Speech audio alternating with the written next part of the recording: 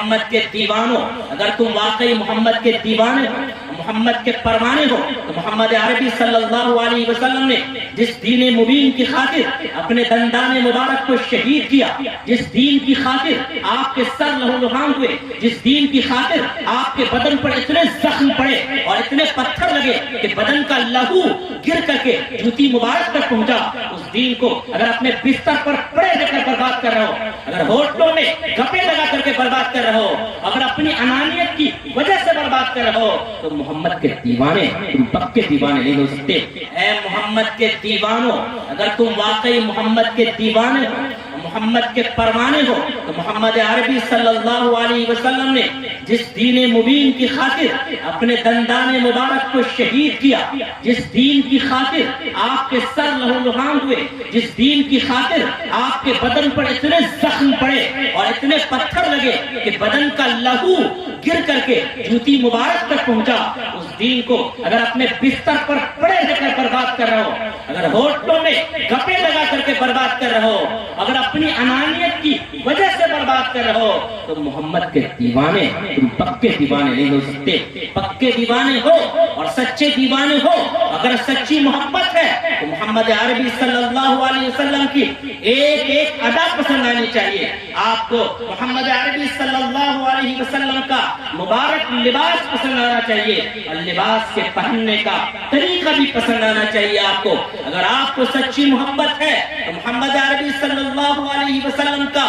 دین کہیں پر مٹ رہا ہو اور آپ کے دل پر ذرہ برابر اثر نہیں ہو، یہ کیسی محبت ہے کہ جس دین کو ہم تک پہنچانے کے لیے صحابہ نے قربانی دی، رسول پاک صلی اللہ علیہ وسلم نے اتنی مصیبتیں اور تکلیفیں جھیلی، اس دین کو ہم اپنے گھر میں خود سے برباد کریں اور نعرہ لگائیں کہ محمد عربی صلی اللہ علیہ وسلم سے محبت ہے۔ محبت یوں ہی نہیں ہوتی۔ میں نے پھر کہا آپ سے کہ محبت اگر کرتے ہیں تو تیر کھانے کے لیے تیار ہو جائیے، محبت کرتے ہیں دل کو چھلنی کرنے کے لیے تیار ہوئے۔ محبت کی راہ میں چلنا کوئی آسان کام نہیں ہے، محبت کا راستہ پھولوں کی سیکھ نہیں ہے، یہ کانٹوں کی وادیاں ہے۔ محبت کا راستہ یہ کوئی ایسا راستہ نہیں ہے کہ صرف زبان سے کہہ دیا جائے اس کو محبت کہتے ہیں۔ محبت تو وہ ہے جو راتوں میں اٹھ کر آپ سسکیاں بھریں، محبت تو وہ ہے کہ زبان میں دبا کر آپ اس رسول کا نام لیں، محبت تو وہ ہے کہ آپ ساری دنیا باتوں میں مگن ہو اور آپ کی زبان پر آہستہ آہستہ درود پاک کے نغمے ہو۔ محبت تو وہ ہے کہ محمد عربی صلی اللہ علیہ وسلم سے نسبت رکھنے والا کوئی کام آ جائے اس کے لیے آپ اپنی جان تک قربان کر دینے کے لیے تیار ہو۔ محمد عربی صلی اللہ علیہ وسلم سے ایک شخص نے کہا کہ اے شخص، میں تمہیں ابھی کھولتے ہوئے کڑاہ میں بڑا دیگچہ تھا جس کے اندر تیل کھول رہا تھا، اس شخص نے کہا کہ میں تم کو ابھی اس تیل کے اندر ڈال دوں گا، لیکن تمہارے لیے ایک آپشن ہے، تم چاہو تو تمہاری جگہ پر تمہارے نبی محمد کو اس تیل کے اندر ڈال دوں اور تمہیں چھوڑ دوں۔ وہ نبی کا دیوانہ وہ کہتا ہے او دشمن خدا،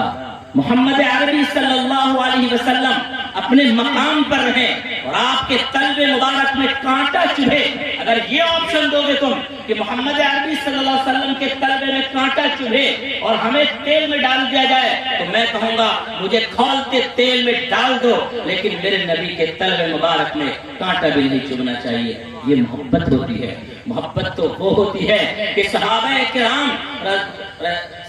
کرام بے چین ہو جاتے تھے، محبت تو وہ ہوتی ہے جس کے لیے صحابہ کرام نے اپنا گھر چھوڑا، اور یہ اتنی بڑی قربانی تھی گھر چھوڑنا کہ محمد عربی صلی اللہ علیہ وسلم کے جانثال صحابہ کرام کے پاس 4 آپشن تھا اسلامی تاریخ طے کرنے کا۔ اسلام کی تاریخ میں 4 واقعات اسلامی واقعات میں سے کس واقعے کو ہمیں دی جاتی ہے؟ سب سے ایک واقعہ یہ تھا کہ جس دن محمد عربی صلی اللہ علیہ وسلم کی ولادت باسعادت ہوئی، اس سال کو اسلام کا پہلا سال مانا جاتا۔ دوسرا آپشن یہ تھا کہ جب محمد عربی صلی اللہ علیہ وسلم کو نبوت جس سال ملی، اس سال کو اسلام کا پہلا سال قرار دیا جاتا۔ تیسرا آپشن یہ تھا کہ محمد عربی صلی اللہ علیہ وسلم جب دنیا سے پردہ فرما گئے اس سال کو اسلام کا پہلا سال قرار دیا جاتا، لیکن قربان جائیے محمد عربی صلی اللہ علیہ وسلم کے جو شاگرد تھے، ان کے تربیت یافتہ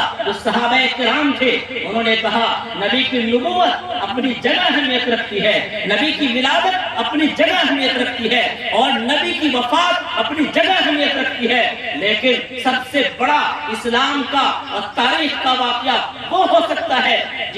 جبکہ نبی کے عشق میں، نبی کی محبت میں، نبی کے لائے ہوئے دین کے عشق میں مسلمانوں نے یہ طے کیا کہ اپنی بیوی کو ہم چھوڑ سکتے ہیں، اپنے گھروں کو چھوڑ سکتے ہیں، زمین جائیداد کو چھوڑ سکتے ہیں، لیکن محمد عربی صلی اللہ علیہ وسلم کا دامن نہیں چھوڑ سکتے ہیں۔ اگر مکہ میں ہمارا ایمان محفوظ نہیں رہے گا، ہم مکہ کو خیرات کر دیں گے، چھوڑ دیں گے، محمد عربی صلی اللہ علیہ وسلم کے ساتھ ہم مدینہ منورہ چلے جائیں گے۔ اس کو ہجرت کہتے ہیں، اور آج تک ہماری اسلامی تاریخ ہجرت سے چلتی ہے۔ اس لیے میرے بھائیوں، نبی کا عشق، نبی کی محبت اگر آپ کے دل میں ہے تو آپ کو نبی کا فیصلہ بھی منظور ہونا چاہیے۔